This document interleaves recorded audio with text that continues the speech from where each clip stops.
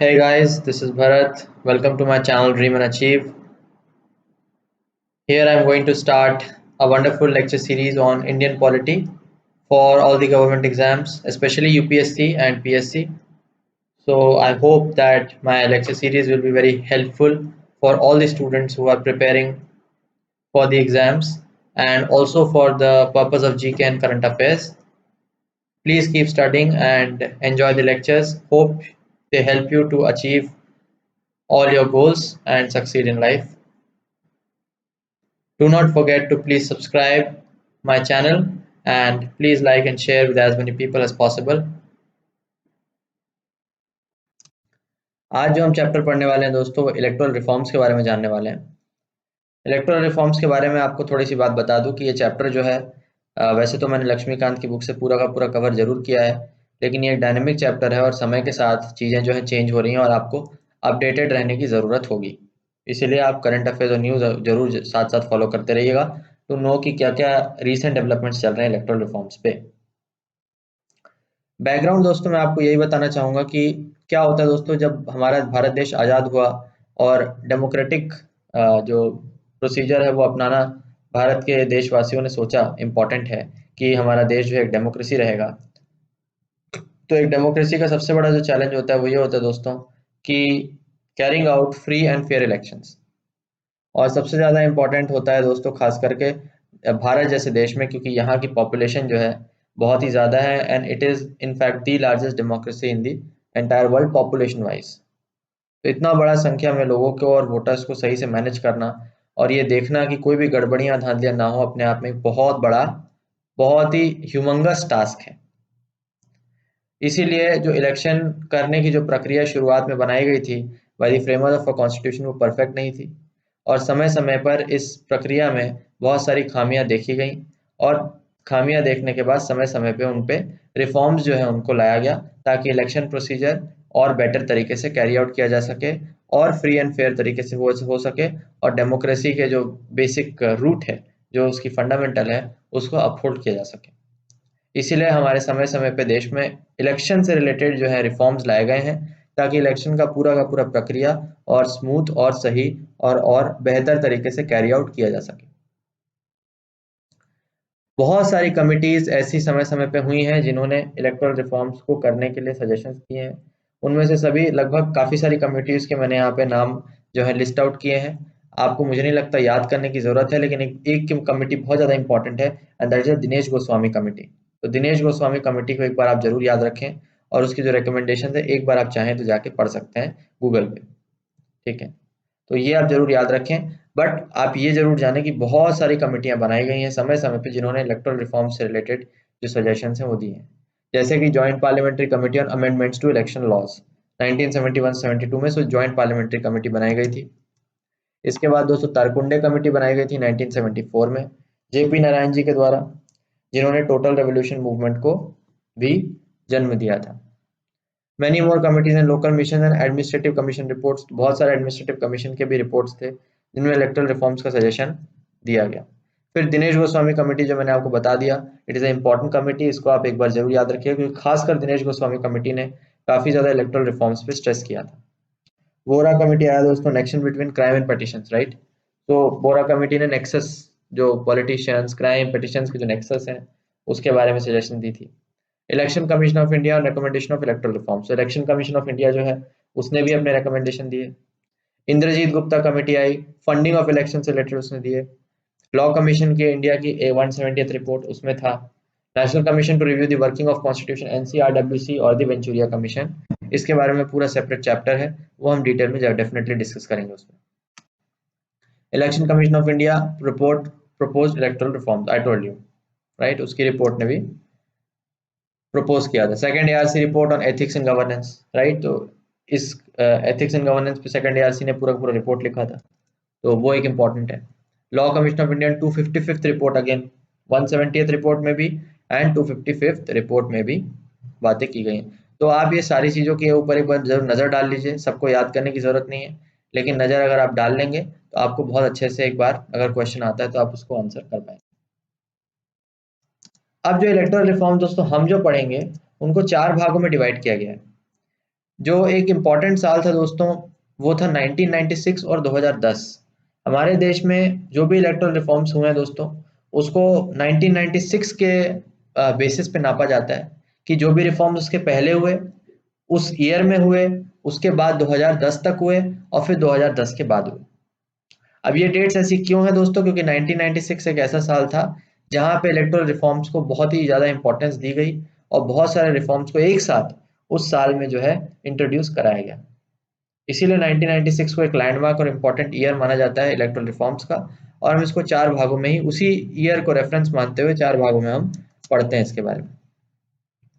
आइए एक एक करके हम रिफॉर्म्स को देखते हैं। बहुत ही सिंपल और सेल्फ एक्सप्लेनेटरी है, लेकिन मैं आपको एक एक पॉइंट एक्सप्लेन करने की जरूर कोशिश करता हूँ। पहला है 61st constitution amendment act 1988 reduce voting age from 21 to 18 साल for Lok Sabha as well as assembly election. तो राजीव गांधी गवर्नमेंट ने, आपको जैसा कि पता होगा, पहले वोटिंग एज जो है देश में 21 साल थी, और लेकिन बाद में उन्होंने 61st कॉन्स्टिट्यूशन अमेंडमेंट एक्ट के द्वारा उसको कम करके 18 कर दिया। ये भी एक डेफिनेटली इलेक्टोरल रिफॉर्म ही है, क्योंकि आपका जो वोटर बेस है वो बहुत ज़्यादा चेंज हो जाता है इसकी वजह से। So it is a electoral reform only, क्योंकि इलेक्शंस को ये प्रभावित करेगा इसलिए। अच्छा, ये increase in number of proposals in 1988, number of electors were required to sign as proposal nomination papers for Rajya Sabha and state legislative council has been increased to 10% of electors of constituency or 10 electors whichever is less, done in order to prevent non-serious candidates from contesting frivolously। तो proposers का मतलब होता है दोस्तों वो लोग जो sign करके प्रपोज करते हैं कि अपने नॉमिनेशन पेपर को साइन करते हैं, तो that has been increased to 10% of electors of constituency or 10 electors whichever is less, right? So number of proposals को कॉन्स्टिट्यूएंसी के 10% ऑफ इलेक्टर्स तक इंक्रीज कर दिया गया, ठीक है। और 10 electors whichever is less, जो भी छोटा नंबर है उतना जो है उन्होंने कर दिया, राइट। सो रीजन क्या था? ताकि कोई भी नॉन सीरियस कैंडिडेट ऐरा गैरा आदमी आकर के कंटेस्ट ना करे, क्योंकि भाई अगर आप बार नहीं लगाओगे तो फिर कोई भी ऐरा गैरा आकर के कंटेस्ट करके चला जाएगा, नॉन सीरियस कैंडिडेट्स ऐसा ना हो, इसलिए 10% तक के इलेक्टर्स ऑफ कॉन्स्टिट्यूएंसी पे उसको फिक्स किया गया, या फिर 10 electors whichever is less, right. So ये एक मिनिमम क्राइटेरिया रखा गया था। EVMs were used for the first time in 1988 on experimental basis and selected constituencies elected to assemblies in Rajasthan, Madhya Pradesh और दिल्ली। ये बहुत ही इंपॉर्टेंट टॉपिक है दोस्तों, क्योंकि आजकल हमारा जो भी इलेक्शंस है वो ईवीएम के द्वारा कैरी आउट होता है, लेकिन ऐसा पहले नहीं था। पहले बैलेट पेपर का कॉन्सेप्ट चलता था, लेकिन 1988 में पहली बार ईवीएम के कॉन्सेप्ट को इंट्रोड्यूस किया गया। पूरे देश में एक साथ नहीं किया गया, एक्सपेरिमेंटल बेसिस में राजस्थान, मध्य प्रदेश और दिल्ली में यूज किया गया पहली बार, राइट। तो ये बड़ा इंपॉर्टेंट इलेक्टोरल रिफॉर्म है, इसको जरूर याद रखिएगा।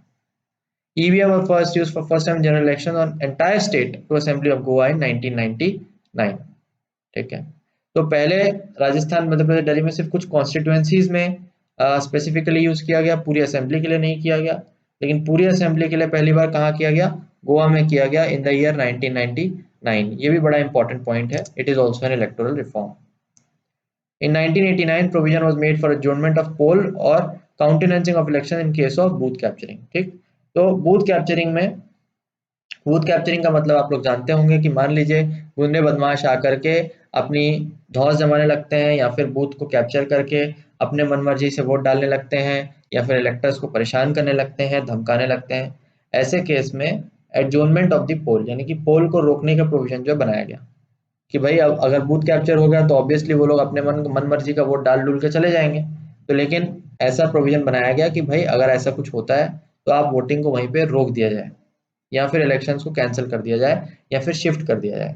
ये प्रोविजन 1989 में बनाया गया, उसके पहले ये प्रोविजन नहीं था। अब बूथ कैप्चरिंग की एग्जैक्ट डेफिनेशन क्या होती है और क्या पॉइंट्स आते हैं, ये भी जो है बाद में डिफाइन किया गया, और ये भी एक इलेक्टोरल रिफॉर्म है, क्योंकि एग्जैक्ट डेफिनेशन होना बहुत इंपॉर्टेंट है, ताकि उसी हिसाब से कानून को जो है पालन करवाया जा सके। तो क्या क्या पॉइंट्स आते हैं उसके अंदर? Scissor of a polling station, making polling authority surrender ballot papers और वोटिंग मशीन। मैंने आपको बता दिया कि वोटिंग मशीन या बैलेट पेपर जोर जबरदस्ती अगर ऑफिसर्स से वोट डलवाया जा रहा है, that is comes under booth capturing. Taking position of polling station, allowing only one own supporters to exercise the franchise. मान लीजिए आप 15-20 अपने गुंडे बदमाशों को ला के ले आए और बोले कि बस यही 15-20 लोग हैं, हमारे बंदे हैं, यही लोग जा करके वोट करेंगे। या फिर डराना धमकाना शुरू कर दिया कि जो लोग सिर्फ बीजेपी एक पर्टिकुलर पार्टी को वोट करते हैं वही लोग वोट डालेंगे, ठीक है, या कांग्रेस के वोट डालेंगे, सिर्फ एक ही डालेंगे, बाकी हट जाओ। तो वो भी क्या होगा, बूथ कैप्चरिंग में आएगा। Threatening and preventing any elector from going to the polling station, अगर आप किसी को डरा धमका रहे हो कि नहीं तुम जा नहीं सकते हो, तुम वोट नहीं डाल सकते हो, वो भी बूथ कैप्चरिंग में आता है। Scissor of a place being used for counting of votes, मान लीजिए काउंटिंग चल रही है कहीं पे और काउंटिंग में जो है आपने अंदर जोर जबरदस्ती घुस घस के आपने अपने मन से भैया ये हेरा फेरी करनी स्टार्ट कर दी, या फिर बूथ के जो है आपने अपनी खुद से काउंटिंग करवानी स्टार्ट कर दी, ये सारी चीजें बूथ कैप्चरिंग के अंदर आती हैं। Election photo identity card EPIC short form में issued by election commission of India from 1993 to check bogus voting और impersonation of electors. Right, so उसके पहले 1993 के पहले सोचिए दोस्तों, इलेक्शन आईडी कार्ड नहीं हुआ करता था, इसीलिए बोगस जो है वोटिंग बहुत ज़्यादा होती थी, यानी कि कोई भी बंदा किसी के भी नाम के, किसी के भी फर्जी नाम या फर्जी आइडेंटिटी लेकर के आ जाता था और अपने मनमर्जी से वोट डाल के चला जाता था। लेकिन उसके बाद से इलेक्शन कमीशन ने इलेक्टोरल रोल्स के बेसिस पे इलेक्शन फोटो आइडेंटिटी कार्ड जो इशू करना स्टार्ट कर दिया, शॉर्ट फॉर्म में एपिक, ताकि उस कार्ड को पहले देखा जाए, आपकी आइडेंटिटी को वेरीफाई किया जाए, उसके बाद ही आपको वोट डालने का मौका दिया जाएगा। अब हम आते हैं दोस्तों, ये थे 1996 के पहले के electoral reforms.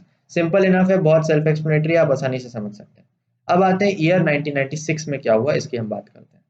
So in 1990, National Front government headed by VP Singh appointed a committee on electoral reform under the chairmanship of Dinesh Goswami and the then law minister, and the recommendation were implemented in 1996. तो अब मैंने आपको इसीलिए Dinesh Goswami committee का नाम भी याद रखने को कहा था, क्योंकि दिनेश गोस्वामी कमेटी के जो रिकमेंडेशंस हैं उनको 1996 में बहुत सारे रिकमेंडेशंस को सीरियसली देखा गया और कई सारे कानून उससे रिलेटेड बनाए गए।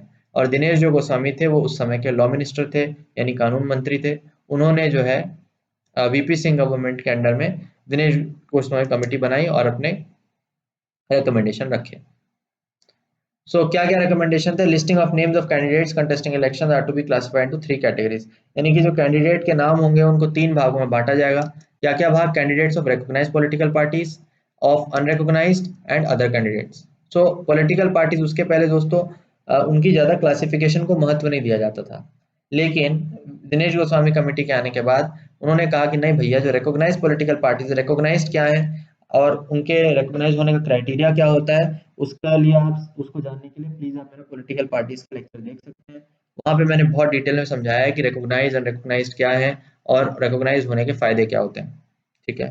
तो जो रिकॉग्नाइज पार्टी के मेंबर्स हैं उनकी एक अलग कैटेगरी बनाई जाएगी, अनरिकॉग्नाइज वालों की अलग बनाई जाएगी, और जो इंडिविजुअली लड़ रहे हैं या फिर किसी भी और तरीके से लड़ रहे हैं उनकी एक अलग लिस्ट बनाई जाएगी।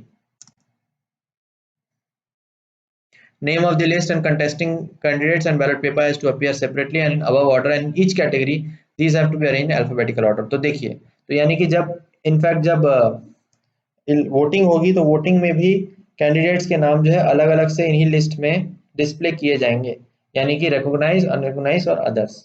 सबको हौच पौच खिचड़ी नहीं बनाई जाएगी, ताकि जो वोटर है वो भी अच्छे से समझ पाए कि कौन सी पार्टी जो है से कौन सा व्यक्ति खड़ा हो रहा है।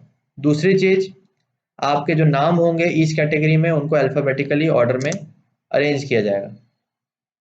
Can be disqualified for insulting the national honour act 1971, तो यदि कोई कैंडिडेट नेशनल ऑनर एक्ट के प्रोविजंस को डिस्क्वालीफाई करता है तो फिर उसको हटाया, मतलब नेशनल ऑनर एक्ट को इंसल्ट करता है तो फिर डिस्क्वालीफाई किया जा सकता है इलेक्शन को लड़ने से।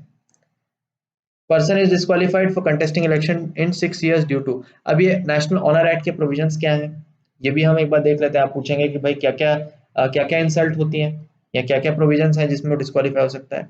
तो ये देखिए प्रोविजंस आपको हम बताते हैं, और इसका जो डिस्क्वालिफिकेशन होती है वो होती है 6 साल के लिए। 6 साल के लिए आप इलेक्शन नहीं लड़ सकते। क्या क्या ऑफेंसेस हैं? अगर आपने नेशनल फ्लैग को इंसल्ट कर दिया, यानी भारत के तिरंगे झंडे की अगर आपने बेअदबी कर दी, आपको इलेक्शन लड़ने नहीं दिया जाएगा। ऑफेंस ऑफ इंसल्टिंग कॉन्स्टिट्यूशन, यदि आपने संविधान की बेइज्जती कर दी या उसके बारे में बुरा भला कह दिया तो भी आप इलेक्शन नहीं लड़ सकते। Preventing the singing of national anthem, यदि आप राष्ट्रीय गान जो हमारा है जन गण मन है ना, अगर आप हमारे राष्ट्रगान को गाने से मना कर देते हैं या उसकी बेइज्जती कर देते हैं, उस केस में भी आपको हटाया जा सकता है, आपको डिस्क्वालीफाई किया जा सकता है 6 साल के लिए। तो नेशनल ऑनर एक्ट में ये 3 चीजें लिखी गई हैं, ये भी बड़ा एक इंपॉर्टेंट पॉइंट है। No liquor slash other intoxicants are to be sold or given or distributed in any shop, eating place, hotel or place of public or private within the polling area during a period of 48 hours, ending with the hour fixed by the conclusion of poll. अब देखिए क्या होता है दोस्तों, आजकल बड़ा प्रचलन चला है, इवन ये प्रोविजन आ जाने के बाद भी आज भी ऐसा गाँवों में हद से ज़्यादा हो रहा है कि जब इलेक्शन होता है उसके पहले जो भी इलेक्टर्स होते हैं वो साड़ियाँ, लिकर, दारू, है ना, मुर्गा, ये सब पैसे, ये सब बंटवाना चालू कर देते हैं। और ताकि जो कैंडिडेट्स हैं वो उनकी पर्टिकुलर पार्टी को वोट करें, उनसे खुश हो जाएं और उनको वोट कर दें। यानी कि एक तरह से हम अपने वोटों को खरीदने की कोशिश करते हैं बहुत ज़्यादा। तो ये दिनेश गोस्वामी कमेटी ने ऑब्जर्व किया कि हमारे देश में ऐसा बहुत ज़्यादा चल रहा है और इसको रोकने की ज़रूरत है। इसलिए उन्होंने प्रोविज़न दिया कि 48 घंटा इलेक्शन की जो वोटिंग हो रही है उसके 48 घंटे पहले तक कोई भी उसके आस-पास ये लिकर-विकर, है ना, ये सब कोई भी चीज़ जो है नहीं बिकेगी। ठीक है? ये सब बिकेगी ही नहीं, किसी दुकान में भी नहीं बिकेगी और प्राइवेटली भी आप नहीं बेच सकते हो। और इसका दूसरा रीज़न ये भी था कि भाई दारू वगैरह पी के लोग जो है भंड हो जाते हैं, भंड होके फिर वो आकर के वोटिंग एरिया में, पोलिंग एरिया में अपना हुड़दंग मचाने लगते हैं, मार पिटाई, हो हल्ला, ये सब चीज़ें जो है हुलिगैनिज्म वगैरह हो जाता है। इसलिए ये सारी चीज़ों को प्रिवेंट करने के लिए प्रोविजन जो है वो रखा गया। Any person who violates this rule to punish with imprisonment up to 6 months or fine or to fine up to 2000 of both। तो 6 महीने की आपको जेल भी हो सकती है अगर आप इस प्रोविजन को वायलेट करते हैं। तो अगर आप दारू वगैरह बेचते हैं तो आपको 6 महीने की जेल हो सकती है या फिर फाइन हो सकता है 2000 रुपए तक का। अब तो शायद फाइन चेंज हो गया हो, समय के साथ चेंज हो सकता है, आई डोंट नो, पर आप जो जो बुक में लिखा है वो मैं आपको बता रहा हूँ और प्लीज इसको आप एक बार चेक भी कर लीजिएगा। Nomination of a candidate in parliamentary or assembly constituency should be subscribed by 10 registered electors proposers if candidate is not sponsored by recognized political party. If sponsored, then one proposer is required। ये मैं आपको political party के lecture में बता चुका हूँ कि चाहे वो पार्लियामेंट्री कॉन्स्टिट्यूएंसी हो या assembly constituency, at least 10 registered electors अगर प्रपोजर होंगे आपके नाम के पीछे, तभी कैंडिडेट जो है वो अपना इलेक्शन जो है लड़ सकता है। अगर वो रिकॉग्नाइज पॉलिटिकल पार्टी का स्पॉन्सर्ड नहीं है तो, और अगर रिकॉग्नाइज पॉलिटिकल पार्टी से स्पॉन्सर्ड है या उससे खड़ा हो रहा है, इन दैट केस एक प्रपोजर एटलीस्ट होना चाहिए ताकि वो इलेक्शन को फाइट कर सके। ठीक, it is either done in order discourage non serious people from contesting. पहले भी आपको बताया, वहां पे भी मतलब 1993 में भी इस प्रोविजन को लागू किया गया था और 1996 में भी इसको दिनेश गोस्वामी कमेटी ने रेकमेंड किया कि एटलीस्ट 10, वहां पे ये था 10% of the registered electors in constituency और 10 विच एवर इज लेस। लेकिन यहाँ पे इन्होंने एग्जैक्ट 10 पे फिक्स कर दिया कि भैया अब फर्क नहीं पड़ता, 10 होने चाहिए। क्योंकि अगर प्रपोजल्स नहीं होंगे दोस्तों तो फिर कोई भी एरा गैरा नत्थु गैरा जिसका कोई सपोर्ट नहीं है, जबरदस्ती का भाई उसको कोई भी आदमी उसको प्रपोजर की तरह उसके पीछे बैक सपोर्ट में खड़े होने को तैयार नहीं है, तो कोई भी एरा गैरा आकर के क्या करेगा, खड़ा हो जाएगा इलेक्शन में। ऐसे तो हर आदमी बोलेगा भैया मैं खड़ा हो जाता हूँ इलेक्शन में। आबादी है डिस्ट्रिक्ट की 10 लाख, पता चला 50,000 लोग खड़े हो रहे हैं या फिर 1 लाख लोग खड़े हो रहे हैं भैया इलेक्शन के लिए। ऐसा नहीं हो सकता, इसीलिए प्रपोजल्स के कॉन्सेप्ट को रखा गया। Election would not be countermanded on death of contesting candidate before actual polling. However, if deceased candidate belong to recognized political party, party concerned will get an option to propose another candidate within 7 days। ठीक है, तो यही बोला गया है कि election को खारिज नहीं किया जाएगा अगर कंटेस्टिंग कैंडिडेट की डेथ हो गई बिफोर पोलिंग। पोलिंग के बाद अगर हो गई तो बात अलग है, लेकिन बिफोर पोलिंग अगर डेथ हो गई है तो इलेक्शन को काउंटरमांड नहीं किया जाएगा।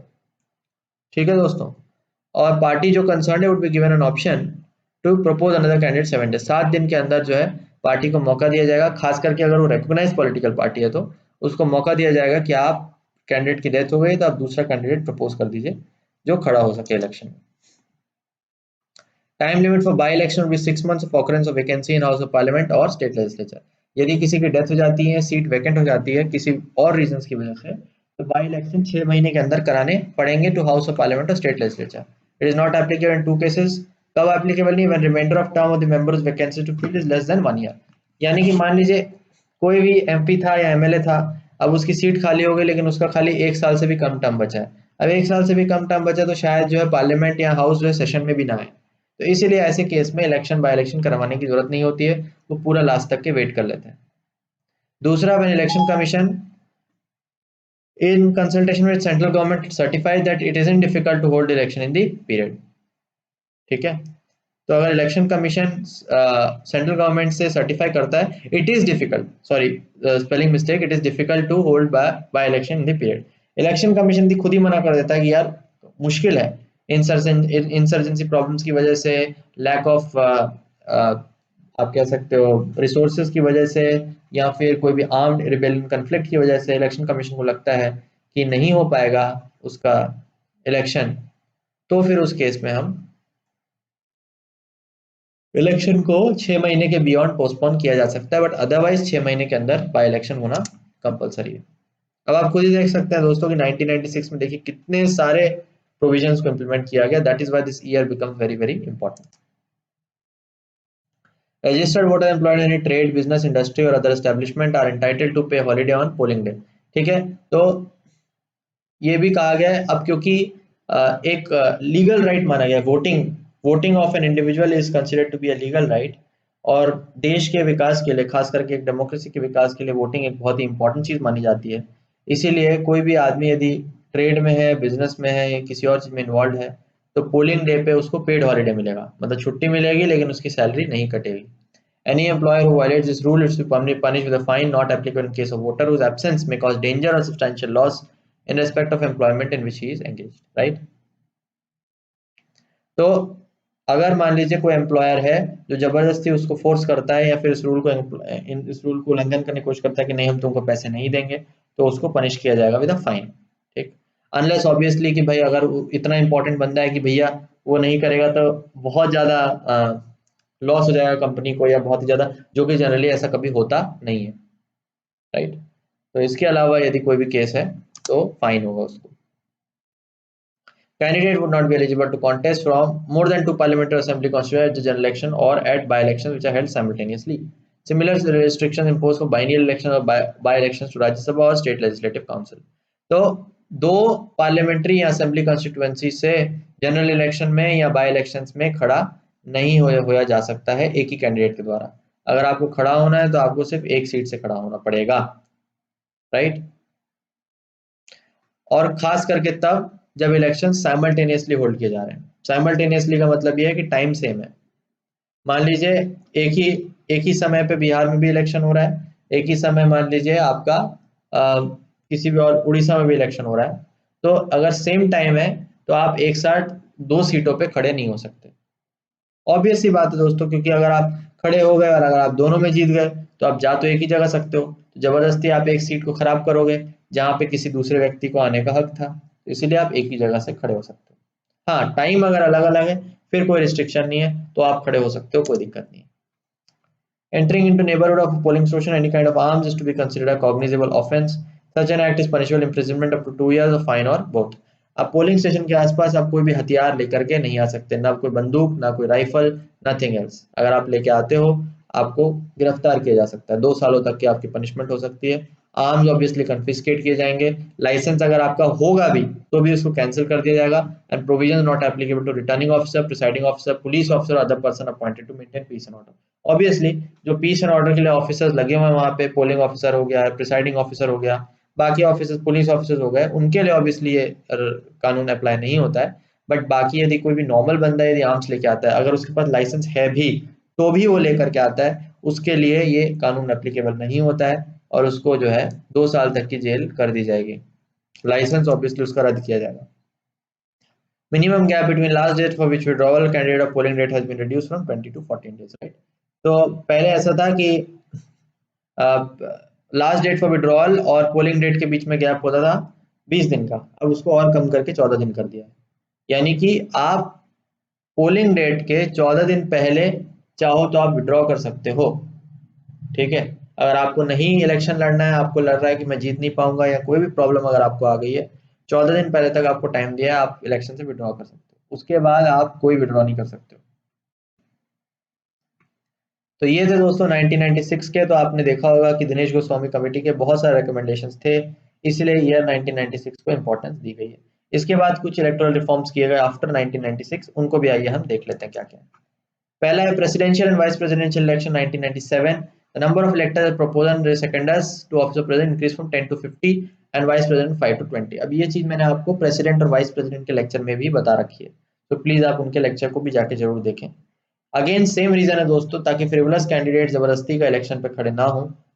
प्रोपोजर्स को बढ़ा दिया गया प्रेसिडेंट और वाइस प्रेसिडेंट दोनों में, प्रेसिडेंट में 10 से 50, वाइस प्रेसिडेंट में 5 से 20। अमाउंट ऑफ सिक्योरिटी डिपॉजिट को बढ़ा दिया गया 2500 से 15,000 for contesting for president and vice president. ठीक है, प्रेसिडेंट वाइस दोनों के लिए सिक्योरिटी डिपॉजिट बढ़ा दिया गया। ऑब्वियसली दोस्तों, क्योंकि पुराने समय में इन्फ्लेशन वगैरह को भी अकाउंट नहीं किया गया था, बहुत सारी चीजों को अकाउंट करने के बाद उन्होंने कहा कि भाई 2500 is too less an amount, बढ़ाओ उसको 15,000 करो, राइट। फिर 1998 में provision was made where by employees of local authorities, nationalised banks, universities, LIC, government undertaking, other government aided institution can be requested for deployment of election duty. ये भी बड़ा important है। जैसे जैसे देश की आबादी बढ़ती गई, जैसे जैसे देश के लोगों के वोटर की संख्या बढ़ती गई, इलेक्शंस को मैनेज करना हद से ज्यादा मुश्किल होता गया। इसीलिए गवर्नमेंट ने प्रोविजन बनाया कि लोकल अथॉरिटीज और बाकी गवर्नमेंट के जितने भी ऑर्गेनाइजेशंस हैं, भले उनका पुलिस से एडमिनिस्ट्रेशन से कोई कंसर्न नहीं भी है, तो भी उनके एम्प्लॉयज को इलेक्शन ड्यूटी पे लगाया जा सकता है अगर जरूरत पड़े तो। 1999 provision was made for voting by certain class of person through postal ballot. अब ये पोर्टल बैलेट क्या होता है? Any class of person can be notified by election commission in consultation with government, and persons belonging to such notified class can give their vote by portal ballot and not in any other manner at elections through their constitution। Portal ballot के through, postal ballot का मतलब ये हुआ कि दूर से, मतलब कि बिना आप पोलिंग बूथ में जाए यदि वोट दे रहे हो, उसको पोर्टल बैलेट का कॉन्सेप्ट कहा जाता है। पहले ऐसा कॉन्सेप्ट नहीं था, बट 1999 में कुछ खास ऐसे स्पेसिफिक लोगों को प्रोविजन और परमिशन दिया गया कि आप पोर्टल बैलेट के थ्रू भी वोट दे सकते हो इलेक्शन कमीशन से, लेकिन परमिशन लेने के बाद। In 2003, facility to opt out to vote through proxy was provided to the service voters belonging to the armed forces and members belonging to force to which provisions of Arms Act apply। तो यदि कोई ऐसे force हैं जहां पे आपको छुट्टी आसानी से नहीं मिल रही है, आर्मी के जवान हो गए, पुलिस के जवान हो गए, जो डिप्लॉयड हैं कहीं दूर पे या फिर बॉर्डर में, और वो अपने कॉन्स्टिट्यूएंसी में इलेक्शन के वोट डालने के लिए नहीं आ सकते हैं, तो उनके लिए प्रॉक्सी का प्रोविजन भी किया गया कि आप किसी और को अपने बदले आप अपना वोट कास्ट करने की परमिशन दे सकते हो। तो ये प्रोविजन आर्म्स एक्ट के लोगों के लिए खास करके 2003 में अप्लाई किया गया। So in 2003, Election Commission issued an order directing every candidate seeking election to Parliament to furnish on his nomination paper। अब देखिए नॉमिनेशन पेपर में जो चीजें फर्निश करनी थी एक कैंडिडेट को जो खड़ा हो रहा है इलेक्शन के लिए, वो भी 2003 में बढ़ा दी गई। क्या क्या पहला किया? whether the candidate has been convicted, acquitted or discharged in any criminal offence in the past or whether he was imprisoned or fined। यानी कि अपना क्रिमिनल रिकॉर्ड बेसिकली आप बताओ कि है तो क्या है और कितना है। इसके पहले ये नहीं था प्रोविजन, लेकिन बाद में जैसे जैसे समय बढ़ा तो पार्लियामेंट ने ये देखा कि भाई बहुत सारे क्रिमिनल्स अरे गहरे, कोई भी आदमी उठ के भाई आके इलेक्शन लड़ने के लिए मतलब इलेक्शन लड़ने के लिए भाई खड़ा हो जाता है, तो क्रिमिनल रिकॉर्ड को फर्निश कीजिए आप, बोला गया है। उसके बाद prior to 6 months filing nomination whether candidate accused in any pending case of any offence punishable imprisonment of 2 years or more and which charges of framed or cognizance was taken by court। Same चीज कि अगर आप बताइए कि 6 महीने पहले आपके कोई पेंडिंग केस तो नहीं है, कोई कॉग्निजेबल ऑफेंस तो नहीं है जिसमें 2 साल से ज्यादा की सजा हो, अगर है तो आप प्लीज उसको फर्निश कीजिए। Assets immovable, movable, bank balance etcetera and his और हर स्पाउस, ये भी है कि आप एसेट्स भी फर्निश कीजिए। ऐसा तो नहीं है कि भाई आदमी एकदम ही दिवालिया है, अब पता चला भिखारी है, भिखारी क्या इलेक्शन लड़ेगा आप बताओ। आपके कुछ एसेट बैकिंग कुछ होना भी चाहिए, थोड़ा बहुत तो होना चाहिए कि आप इलेक्शन लड़ो। या फिर पता चला कोई बहुत ही भाई करोड़पति है, और करोड़पति है तो फिर कैसे करोड़पति है, उसका लीगल तरीके से पैसा आया कि नहीं आया, कि कहीं इलीगल या कोई गलत तरीके का धंधा तो नहीं चला रहा है, कोई ब्लैक मनी वगैरह रैकेट तो नहीं चला रहा है। ये सारी चीजें तब पता चलेंगी जब आप अपने बैंक बैलेंस एसेट्स वगैरह आप फर्निश करोगे। Liability if any particularly whether there are any news of any public financial institution or government loss। Liability यदि है आपकी कोई कि गवर्नमेंट में या पब्लिक फाइनेंशियल इंस्टीट्यूशन में किसी बैंक को लोन ले रखा है आपने, या आपको किसी को पैसा देना है, आपने किसी उधारी ले रखी है, ये सारी चीजें आपको फर्निश करनी पड़ेगी। एजुकेशनल क्वालिफिकेशन भी आपको फर्निश करना पड़ेगा। Although education is not a criteria for fighting the election, but nomination paper में आपको अपने एजुकेशन क्वालिफिकेशन लिखनी पड़ेगी। ये सारी चीजें स्पेसिफाई करने से कैंडिडेट का एक तरह से बैकग्राउंड जो है वो आप चेक कर रहे हो एक तरह से कि भाई कैंडिडेट का बैकग्राउंड है क्या, राइट। तो this is also kind of electoral reform. Furnishing false information is now an electoral offence. ये बड़ा इंपॉर्टेंट चीज है कि अगर कोई कैंडिडेट गलत इंफॉर्मेशन या झूठी जानकारी देता है और बाद में पता चलता है कि भैया इसने झूठ बोला था, उस केस में उसको सजा दी जा सकती है, इलेक्टोरल ऑफेंस उसको माना जाएगा। ऐसे ही 2003 में दोस्तों राज्यसभा इलेक्शन में कुछ चेंजेस किए गए। क्या क्या किए गए? डोमिसाइल और residency requirement contesting was removed.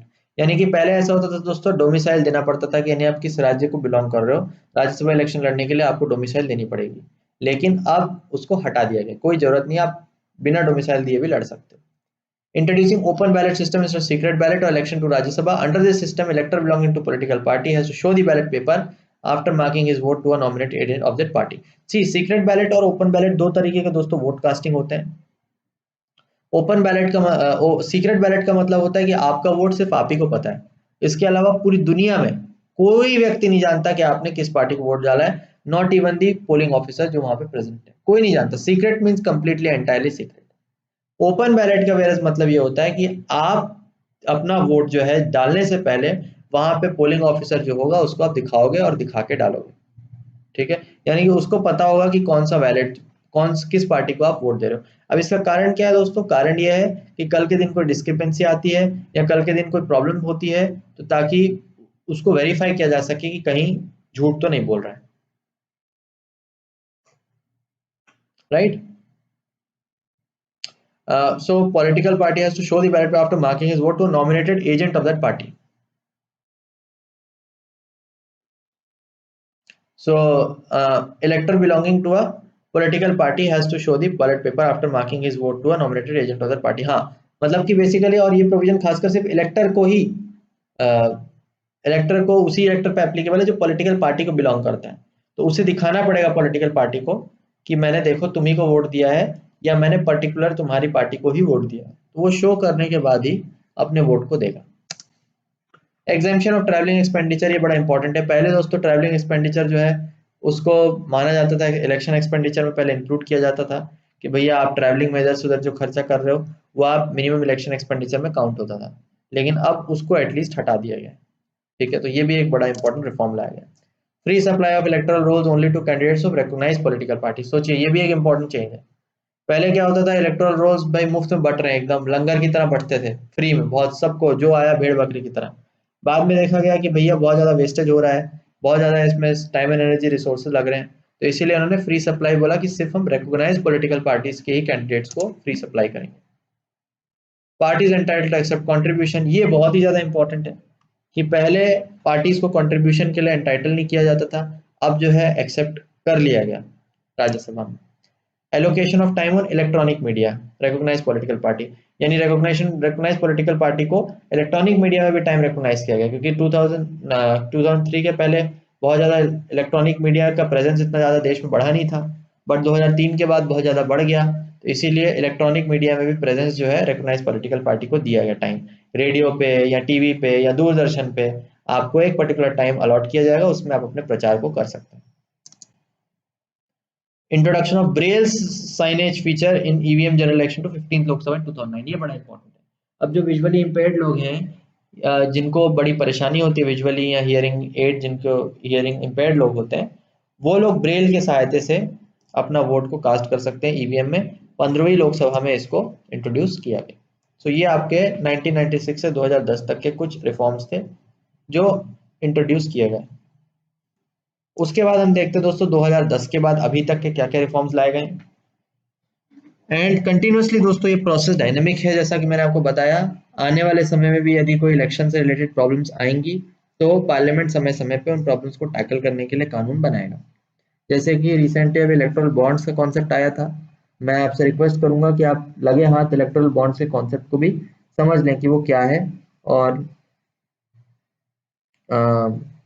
उसका यूज क्या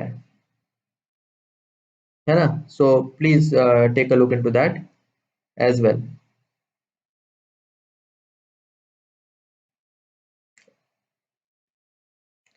restriction impose on exit polls, अब ये बड़ा इंपॉर्टेंट दोस्तों, 2010 के बाद एग्जिट पोल्स पर रिस्ट्रिक्शन लगा दिया है। एग्जिट पोल का मतलब होता है दोस्तों कि क्या होता है कि एक रफ एस्टिमेट लगाया जाता है कि कौन सी पार्टी जीतेगी। इलेक्शन और वोटिंग जब खत्म हो जाती है एक पर्टिकुलर पोलिंग बूथ में, तो लोग क्या है एस्टिमेट लगाने लगते हैं कि भैया कौन सी पार्टी जीतने वाली है या किसकी पार्टी को ज्यादा वोट पड़ रहे हैं, आपस में बात करके या एक दूसरे से खबरें फैला के। बट बाद में 2010 में एग्जिट पोल्स पर रिस्ट्रिक्शन लगा दिया गया, No person shall conduct any exit poll and publish or publicize means printer, electronic media, disseminate any other manner result of an exit poll during period notified by the election commission. Any person who contravenes shall punish in imprisonment up to 2 years. क्योंकि क्या होता है दोस्तों, again ये voting behaviour के concept से link होता है। वोटिंग बिहेवियर का आप लेक्चर चाहें तो मेरा जरूर देखें, वहां मैंने एक्सप्लेन किया है कि अगर आप एग्जिट पोल को आप करते हो, एग्जिट पोल को आप ज्यादा दिखाते हो, तो उससे होता क्या है कि वोटर्स का जो बिहेवियर है वो चेंज होने लगता है। अगर सब लोग ये देखने लगते हैं कि बीजेपी या पर्टिकुलर पार्टी या कांग्रेस जो है जीत रही है, तो लोगों का जो मेंटालिटी है वो चेंज हो जाती है। उन्हें लगता है कि चलो जो पार्टी जीत रही है उसी को सपोर्ट करते हैं और उसी को और जिताते हैं। या फिर ये उन्हें लगता है कि अगर लोगों को ज्यादा गुस्सा आ गया कि अरे यार ये पार्टी तो जीत रही है, अब तो हमें इसको बिल्कुल वोट नहीं देना है, तो वो अपने दिमाग को चेंज कर लेते हैं उसी हिसाब से।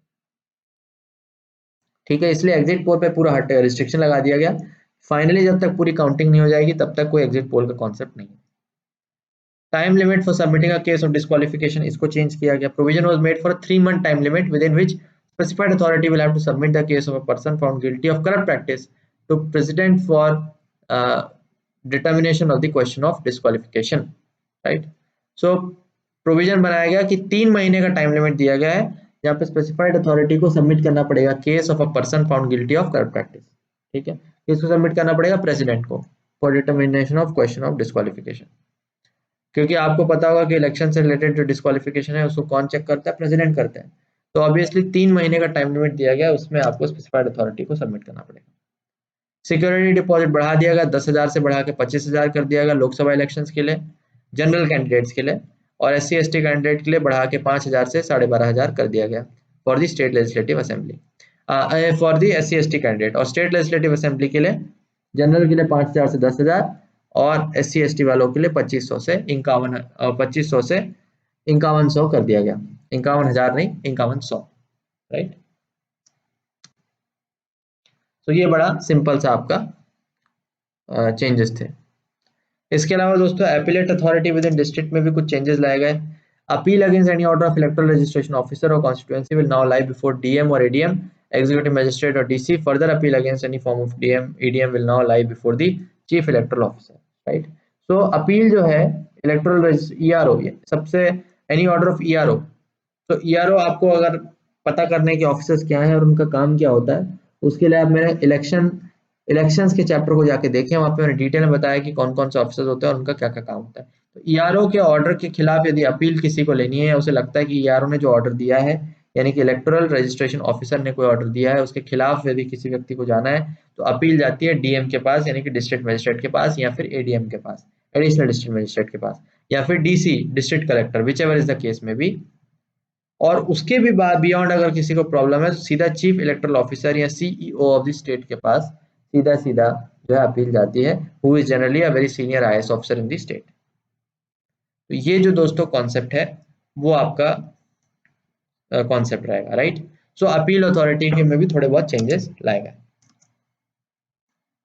इसके अलावा दोस्तों जो भारत के नागरिक अब्रॉड में रहते हैं या दूसरे देश में रहते हैं, उनके वोटिंग राइट्स में भी कुछ कुछ चेंजेस लाए गए। क्या क्या चेंजेस लाए गए? Every citizen whose name is not included in electoral roll, right, who has not acquired citizenship of any other country, who is absent from his place of ordinary residence owing to employment, education, otherwise shall be entitled to have his name registered in electoral roll in a parliamentary assembly। अब सोचिए दोस्तों, मान लीजिए भारत का कोई नागरिक है जिसने भारत की सिटीजनशिप रखी है, दूसरे देश की सिटीजनशिप नहीं ली है, लेकिन वो अपने काम की वजह से या एजुकेशन की वजह से बाहर उसको जाना पड़ा है और उसका नाम भारत देश के किसी इलेक्टोरल रोल में नहीं आ पाया है बिकॉज ऑफ दैट, तो उसको अलाउ किया गया कि आप अपने नाम को रजिस्टर करवा सकते हैं और अपने वोट को कास्ट करवा सकते हैं। इसके अलावा जैसे जैसे जमाना ऑनलाइन होता गया, इलेक्ट्रॉनिक मीडिया का प्रेजेंस बढ़ता गया, वैसे वैसे online enrolment in electoral rolls का कॉन्सेप्ट भी 2010 के बाद जो है उन्होंने ऐड किया। उसके बाद introduction of NOTA option for election in proportional representation by means of single transferable. ये बड़ा इंपॉर्टेंट है कि जहां जहां पे proportional representation by means of single transferable vote का कॉन्सेप्ट लाया गया, वहां वहां पे नोटा ऑप्शन को भी इंट्रोड्यूस कराया गया। बड़ा इंपॉर्टेंट है, इस चीज को याद रखिएगा कि नोटा ऑप्शन पहले नहीं हुआ करता था हमारे देश में, लेकिन बाद में नोटा ऑप्शन को इंट्रोड्यूस किया गया।